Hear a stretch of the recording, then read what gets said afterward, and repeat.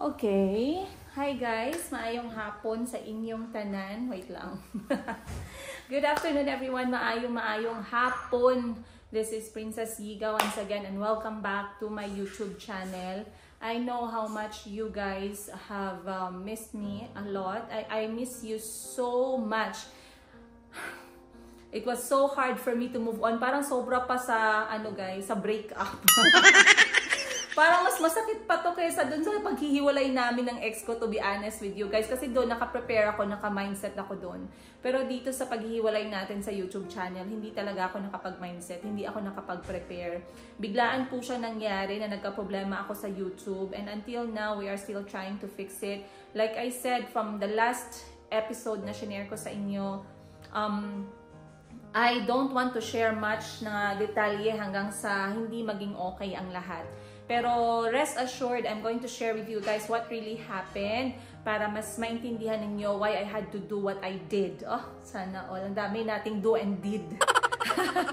But time check right now guys, it's 1:00 ng hapon dito sa Uganda, the Pearl of Africa. I'm wearing my eyeglasses, and if you guys are, I think na-share ko sa inyo kung bakit. Kasi I was still teaching in Thailand. That was like 8 years ago. Ano na ba ako ngayon? I think around 8 years ago or 8 years ago maybe. I was diagnosed ba yung term? Nagpa-check up kasi ako sa mata, and then I found out that was 8 years back na meron na akong diferensya sa mata, pero I don't like wearing reading glasses or eyeglasses kasi ayoko lang, parang naanuhan ako, nasasamukan ako talaga guys. Pero recently lang I had my part, I think one part of my eye is reflecting too much light, lalo na kapag kagabi. So, I had a friend na nagkwento sa akin na he had to stop content creating kasi siya din yung nag-film, siya lang din yung nag-i-edit, and his eyes was so exposed sa radiation at saka sa blue light na it went, parang masyadong natuyo yung kanyang mata, and it gave him problem and caused him to stop content creating. So natakot ako dun na side, and I'm like, I really don't want to go there na mag-stop sa content creating kasi I enjoy it a lot. I enjoy this lifestyle. I had this already, I believe, na guys, magpo 4 years na siguro ako talaga na kasama nyo ako sa kwento-kwento ng buhay ko dito sa aking YouTube channel na Princess Yiga, and I was also known as Tindera sa Africa. So, nung nakapagpa-check up ako last month, that was last month, and the doctor confirmed to me, yung eye doctor, nag-confirm sa akin na meron akong grado sa left and the right eye, pero yung right eye ko, mas mabigat siya. Hindi pa naman siya ganun kalala, but because I was looking for something that can protect my eyes, hindi ako concerned masyado dun sa malabo na paningin. Sanay na ako na laging malabo, guys, ang lahat. I mean, hindi ako masyadong concerned sa malabong paningin, but what I was really concerned about, makati yung ilong ko, what I was really concerned about is yung dryness ng mata caused by the radiation at saka blue light. So, anti-rad yung sabi ng doktor, pero kinonfirm niya din sa akin na may grado itong aking left and right eye, pero mas mabigat sa right eye. And I also have astigmatism, as what they call it, on my left eye. Kaya pala kapag kagabi, mas grabe yung reflect ng ilaw dito sa aking left side na ang aking mata. So, I got myself this anti-rad glasses. I use this a lot when I'm editing kasi ako lang po din talaga nag-i-edit ng aking mga videos. Kaya, maraming na-curious at nagtatanong, Madam, may editor ka ba? Sino nag-i-edit ng videos mo? Nakakatuwa naman. Wala po akong editor. At some point, I wanted to have an editor, pero naisip ko, other than sayang naman yung binabayad ko sa editor, mas nakakapag-ano pa siya guys, nakakatagal siya ng process. Kasi, isesend mo yung file, isesend back nila sa'yo. Pag hindi mo nagustuhan, iulitin nila, antayin mo na naman. Masyadong, hindi katulad. Kasi pag ikaw yung nag-film ng videos mo, alam mo yung mga mood, alam mo yung mga kailangan mong tanggalin na bawal sa policy ni YouTube, alam mo yung mga highlight ng mga vlog mo. So sa akin as content creator and family vlog, personal life vlog, I feel it is very necessary, it's important na I edit my own vlog. So, especially kapag kagabi, pag tahimik ang mundo guys, at tahimik yung buhay ko. Tahimik naman ang buhay ko palagi, ano ba naman kayo? Pag tahimik yung buhay ko, ako mismo yung nag-i-edit. And my eyes is so exposed sa aking screen. At napapansin ko, pag suot ko itong aking glasses, hindi siya dry, hindi na-i-irritate. Kaya as much as possible, talagang sinasanay ko yung sarili ko. But anyway, again, napahaba yung intro natin Anyway, again, I welcome you to my YouTube channel. I miss you guys so much. I am praying that soon I will be coming back dito sa YouTube. I do apologize sa lahat po na naghahanap sa akin at sa lahat ng mga concern at nag-aalala sa akin. Sana all may nag-aalala pa. Maraming salamat guys. Gabukad-bukad ang atay ko guys pag hinahanap niyo ako talaga. Pero alam niyo naman nakasama ko si Maring Sara at nakikita niyo din ako sa vlog ni Fiona. I am okay. I am okay. I would say not really okay 100% in all aspects of my life. But hey, I'm alive and I'm breathing and my children are all good and my family are there. They trust me, they love me. What else can I ask for? Right, guys? What I'm trying to say is sometimes we cannot win everything in life. We will lose somehow, somewhere. Okay? And it doesn't help if magmumukmuk tayo, if we dwell on negativities, if we dwell on those past experiences. What we can do is to learn from them and to find the positive effect of a negative situation. I'm sure there's still a positive thing there somewhere. Yeah, and I know one of the questions I have been receiving a lot lately, and I cannot blame you guys. Wait lang, check ko lang kung film. Ayan. Wala si Maring Sara ngayon, kung hinahanap niyo siya, nagpaka-nanay po muna ang aking kaibigan, yung mga pamilya nakakasira sa pagkakaibigan namin.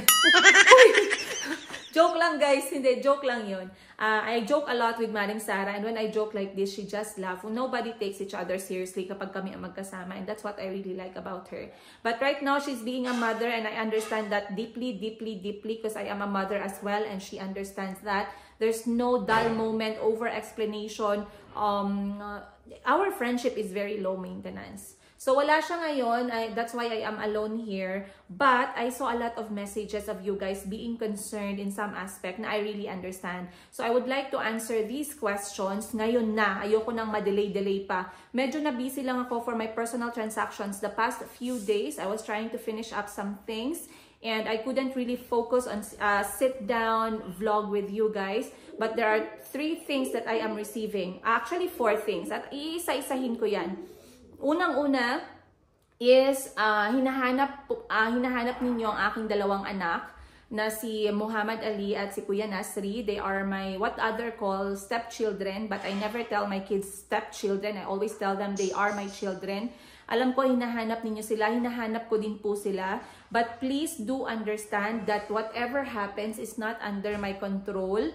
The kids have their parents. Meron silang nanay, meron silang tatay. We are in their country. All we can do is to ask and request if I can be with them. But if I cannot be with them, please know that it's not under my control. Okay? Kasi we have to respect the fact na unang-una nasa bansa nila tayo. We have to follow rules, regulations about minors. Number 2, they have parents. Kailangan nating magpaalam. Now, kung ano man yung decision nila, pag nagpaalam tayo, we have to respect that. Kailangan nating i-manage yung ating expectations. And I know guys, I know that this could happen. I did not really assume things, by the way. Hindi ako nag-assume.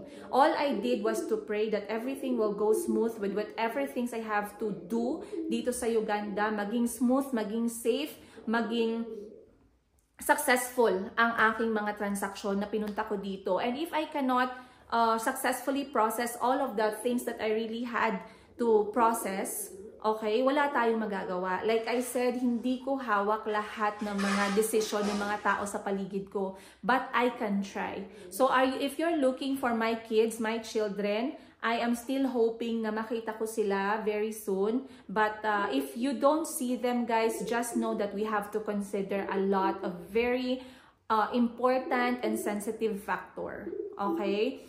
I would like to apologize to you guys in advance if hinahanap yun yung mga bata. Kung namimiss nyo sila, namimiss ko din po sila, lalong-lalo na.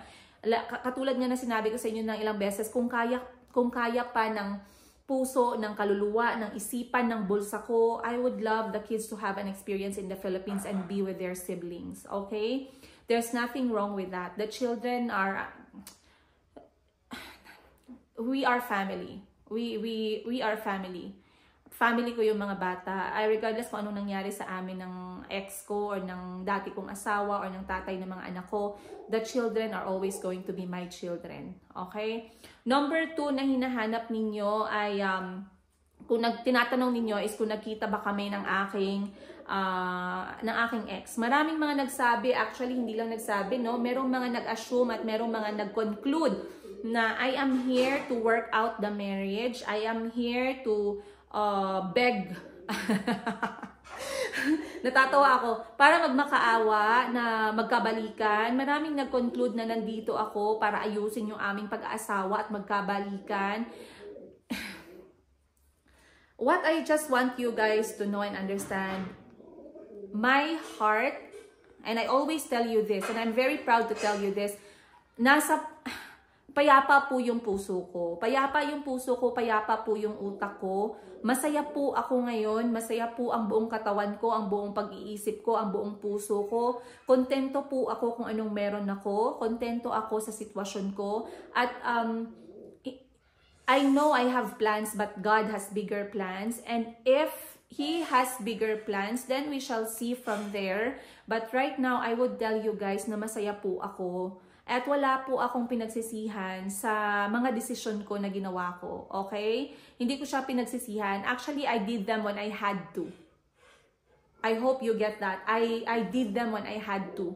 And I always tell you, kung siguro iba yung nasa sitwasyon ko or iba yung nakasuot ng sapatos ko, they would have done something differently. And that's okay. Kasi magkakaiba tayo ng level ng emotional intelligence, magkakaiba naman tayo ng level ng mental health.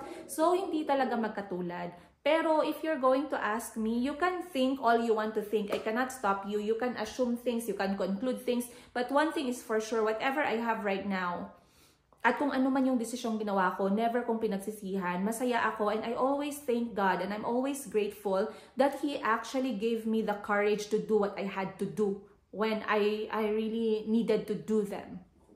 Okay? So yeah, that's the second answer. Ikatatlong pinakaya madaming tanong na natatanggap ko is kung, at may nag-conclude din by the way, na ako'y buntis. Now that one, I don't want to answer that one for now. Marami ang nagsasabi na buntis ako, kaya ako bumalik dito, buntis ako, hindi ko alam kung sinong tatay, buntis ako, ganito, ganyan. Maraming nagsasabi. Hindi ko gustong sagutin yan ngayon. I know, I might say some words na pagsisisihan ko, okay? So just hold on tight, you guys. I promise everything will make sense sooner or later. Whatever other people decide to say about me, to conclude nila about sa buhay ko, as Princess Yiga, hindi as nanay ng mga anak ko, hindi as ex ng isang lalaki, kundi as Princess Yiga, you have the, I mean, I cannot stop you guys. I just cannot stop you. It's something, it's a part of my life, knowing na I chose to be a content creator and share with you guys the story of my life. Okay? So, another thing is, another pinaka-importanting bagay na tinatanong ninyo is about, dun nga sa isa sa reason kung bakit excited akong pumunta din ng Uganda is because of this. Okay? So, eto guys, wait lang, check ko lang guys, kasi maya-maya kasi baka maputol, mahirapan tayo. So, dito, hawak ko ngayon ay etong laptop ng mga bata na para sana kay Chloe at saka kay Dewo, mga anak ni Auntie Christine. So, isa din to sa reason talaga na nilulook forward ko the first few days na bumalik ako dito sa Uganda. Kasi gusto ko talaga unahin to para magamit ng mga bata sa paaralan. Okay? Kaya lagi ko talaga siyang hawak-hawak, dala-dala. At alam ni Maring Sara. Alam ni Maring Sara yan. Kasi nakita naman ni Maring Sara yung preparation natin. Actually, tuwang-tuwa siya. At feeling niya ay napakalaking tulong nito sa mga anak ni Auntie Christine. Kahit naman ako. Kasi alam ko, hindi lahat ng mga estudyante dito nakakabili. Ang iba sa kanila nakagraduate na lang talaga ng high school at university, guys. Halos hindi talaga makahawak at hindi maalam sa computer. Kasi nga, sa hirap ng buhay, hindi makabili or wala, hindi siya priority. Pero let's face it, it's 2025, it's now a priority. So I really wanted to give this first to the children. Unfortunately, ang mga anak po ni Auntie Christine ay nakaschedule for a school field trip, annual field trip, and then they came back for exams. So, I am hoping, hanggang ngayon hindi ko pa po sila namimit. So sa bag na to, andito po ang regalo na laptop galing sa ating mga avid friends, viewers, and ang mga taga-suporta natin na talagang nag-ambag-ambag tayo para mabuo natin itong regalo para kay Chloe at kay Dewo. Ito po yung laptop na nabili natin, guys. And then, sa loob nitong bag na to, andito din yung mga accessories, andito din yung kanilang flash drive, andito din yung kanilang headphone, andito din yung kanilang charger at saka mouse. Ayan, yung kanilang mouse at saka yung charger, nandito lahat sa loob ng bag. So alam na alam ni Maring Sara. Ngayon, hanggang ngayon, hindi ko pa po sila namimit. Unang-una, nasa probinsya po sila na hindi ko pa napupuntahan before. So, it's very hard para sa akin na puntahan lang sila agad-agad. Okay? Another reason is, like I said, we have to be very careful kasi hindi natin to bansa, okay? We are dealing with students, with minors. We have to make sure na okay at maayos yung pagpunta ko sa mga bata at pagkikita namin. Kasi syempre, pag nasa paaralan, ayaw naman natin na baka mamaya iba yung isipin ng eskwelahan. Pag pumunta tayo, doon na tayo lang, di ba? Kasi iniisip ko, if ever talaga na hindi ko sila mapuntahan doon sa probinsya, sana sila na lang yung pumunta, since able naman yung mga bata, dalaga at binata na, para kukunin nila to, para naman magamit na nila sa pag-aaral nila. So sabi ko kay Maring Sara, if ever hindi ko hindi ko talaga sila mahagilap or ma-meet, dahil nga sa ngayon daw ay nag-e-exam yung mga bata. At kapag nag-e-exam, meron silang kanya-kanyang policy sa school. Na kapag nag-e-exam, bawal umabsent, mga ganito, ganyan. Eh, hindi din naman ako nagta-travel, guys, paggabi. Hindi ko rin ginagawa masyado yan sa Pilipinas, not unless katiwala ko yung kasama ko. How much more dito sa Uganda? So, I don't recommend, if pupunta kayo ng Uganda, I also won't recommend you guys going out at night. Just be vigilant. I'm not saying that, you know, masama, maraming mangyayaring masama. Maging vigilant lang tayo kasi gabi na, o diba? Tapos foreigner pa ako, mahirapan talaga ako, guys. And kapag probinsya, hindi lahat nakakapagsalita ng English. So, sabi ko nga kay Maring Sara, since wala pa namang schedule yung mga bata at ayoko naman na pilitin kung hindi pa sila comfortable talaga na mag-absent or whatnot, ayoko din, guys, na malagay yung mga bata sa alanganin na kailangan nilang mag-absent. Okay? So, if kailangan nilang mag-focus sa eskwelahan, it's okay. Walang problema. Ang importante, buhay ang lahat. Ang importante, safe ang lahat. At ang importante, andito yung kanilang gamit. So, sabi ko kay Maring Sara, nakiusap ako sa kanya, na if ever, kasi hindi ko din alam yung magiging plano ko, I am still hoping na mag-meet kami ng mga anak ni Auntie Christine at makilala nyo din sila, makita ninyo na yung pagtanggap nila nitong regalo ninyo sa kanila na laptop at saka itong mga accessories, gusto ko din makita ninyo, guys. Pero if ever, hindi ko lang alam kung I am hoping that I'm going to meet them. But if ma-miss ko yung moment na yon, si Maring Sara na lang muna ang maghahawak nitong laptop ng mga bata at dito na lang kukunin sa kanyang bahay. Kasi hindi din alam ni Maring Sara kung saan yung location. Basically, guys, pagka may location naman kami, kailangan naman namin ng tawag nito, parang permit para makita namin at ma-meet yung mga bata. So, hindi din pala ganun kadali. Akala ko madali lang. Akala ko pwede lang na lumabas lang sila ng school anytime. Hindi pala ganun. So, akala ko din kapag nalaman ko na yung kanilang location, pwede ko lang pagpuntahan yung kanilang eskwelahan. Kasi yung pag-aaral nila, parang may word dun, parang candidate. Parang ganun. Candidate yung word nila or top student or top level. Parang ganun. So, kapag nandun yung bata sa ganung klaseng level, hindi dapat sila inaabala. Kasi uso din kasi dito sa kanila, guys, yung parang boarding school na style na talagang puspusan yung pag-aaral, halos hindi mo dapat makita yung mga bata kapag ka nag-aaral. So, like I said, I only tried to understand what I can understand. Yung level lang ng pagkatalino ng utak ko. Pero wag nating i-push. Kapag hindi pa ready yung situation, wag nating i-push. Pero like I said, this one is very, very ready for them to have. Kasi nga para din to sa pag-aaral ng magkapatid at alam ko makakatulong to sa kanila. So, sabi ko kay Maring Sara, baka mamaya ay kailanganin nila bigla. Tapos kapag hindi ko sila nakita, tapos dala-dala ko to, baka mas mahirapan sila na makuha. Okay? So sabi ko kay Maring Sara, baka mamaya bigla silang magkabakante, magamit nila sa project nila or sa eskwelahan nila. Alam nila kung saan kukunin. Kasi alam nyo naman si Maring Sara, kilala nyo naman guys, Maring Sara is a person I trust with my life, with my children's life. She is a solid, loyal friend of mine, no doubt. Sisiraan na ako ng lahat, hindi ako sisiraan ni Maring Sara because she has seen me at my worst and she has seen me at my best. Ano daw? But yeah guys, so like I said, hindi po ito, baka sabihin niyo AI ako guys ha. Now speaking of AI, napanood ko yung episode sa Jessica Soho na parang, hindi ko alam kung napanood niyo yung episode sa Jessica Soho na talagang sumabog yung utak ko, hindi matanggap, hindi mag-process. Kasi naririnig ko na yung AI, pero hindi ko in-expect na ang AI ay talagang sobrang galing mag-perform to the point na mapapaniwala ka talaga. So merong episode si Jessica Soho, I think last week, na yung nagbibenta ng isda, pina-AI niya yung mukha ni Marian Rivera, guys. Sa kanyang sa kanyang mukha at talagang kuhang-kuha kasi akala ko pagka-filter, 'di ba, minsan napapalpak yung filter, yung lips nandito banda sa cheeks, yung ilong nandito sa noo, pero yung AI, guys, grabe, kopyang-kopya talaga, guys. So, yung isa naman nagbenta ng isda na barbecue, ang gigaya naman na AI, Robin Padilla. So, late na sinabi ni Jessica Soho na AI pala yung ginamit na app. Kung hindi niya sinabi yun, hindi ko talaga maisip, guys. Akala ko talaga, hala, parang doppelganger ni Robin Padilla tsaka ni Marian Rivera.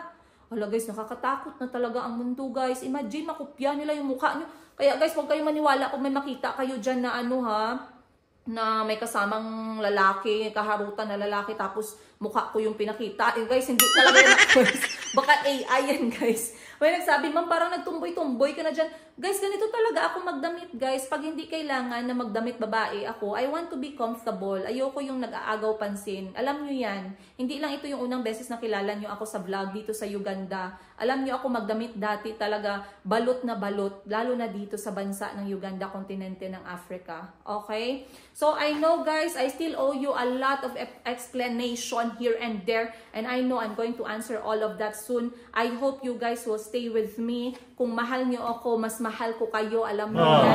Alam ko, nag-miss niyo yung mga anak ko. Don't worry, my kids are all there. They are all good. Alhamdulillah, God is good. Maring Sara has been really taking care of me from head to foot. Mahal na mahal ako ng kaibigan kong yan. And galit na galit, nakipag-away. Kwentuhan ko kayo guys, nakipag-away yan si Maring Sara talaga. Ilang beses ko na yan nakita nakipag-away. Kaya naku, huwag kayo magpadala talaga sa angelic face at model body niyan, model face. Dahil grabe nakipag-away niyan. Lalo na, ako nakita ko na pag ako ang ginaaway, ako ang ginaano ng mga lokal dito, ay, wala talagang takot yan si Maring Sara, guys. Okay? So, yung level ng friendship namin, it's really on that solid level. We are very comfortable with each other. And I hope you guys out there who's watching it right now can also find that kind of friend kasi it's amazing. It's such a gift to have such a friend. Ganong klaseng kaibigan, low maintenance, nasasabihan mo, pag kinausap mo may problema ako. Pag si Maring Sara talaga, ang kaibahan lang, nakakapagod ng English ng lahat, guys. Iba po ang aking emosyon pag English speaking, guys, kapag Tagalog or Bisaya or Ilonggo, no? Pero pag sinabi ko sa kanya, hey, I have a problem, talagang all eyes yan sa akin. Sabi niya, what's wrong? What's wrong? Sabi ko sa kanya, I have this thing in my head. I want to understand. I want to reflect. I want to brainstorm with you. What do you think I should do? Ano kaya yung magandang gawin? Ito yung solution ko. Pero sa tingin ko, hindi siya yung best solution. Trust me, guys. Maring Sara will be there listening. She will not be distracted about anything. She will listen and give me the solution I need. So sa ngayon, she's very supportive of what I think is going to happen, yung solution namin, yung plan B namin, if ever na hindi kami magkita ng mga bata.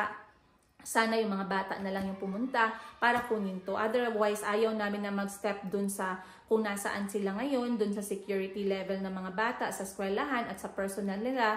Ayoko din mag-step over. Okay? At gusto ko maging komportable ang lahat. And like I said, on their behalf, maraming salamat sa lahat ng mga nagbigay ng regalo sa mga bata at talagang nag-ambag-ambag para matanggap nila to. I do apologize na hindi pa natin sila nami-meet talaga hanggang sa ngayon. Like I said, alam ko yung kalakaran dito sa bansang Uganda. Hindi mo pwedeng ipilit yung mga bagay na hindi pwede. Pag sinabing hindi pwede, wag kang mag-push kasi you are standing sa kanilang bansa. Meron silang kanya-kanyang law, regulation, policy. And trust me guys, the last thing you want to happen is mapahama ka sa bansa na hindi mo bansa. Okay? So trust me when I say this is the best solution I have for now.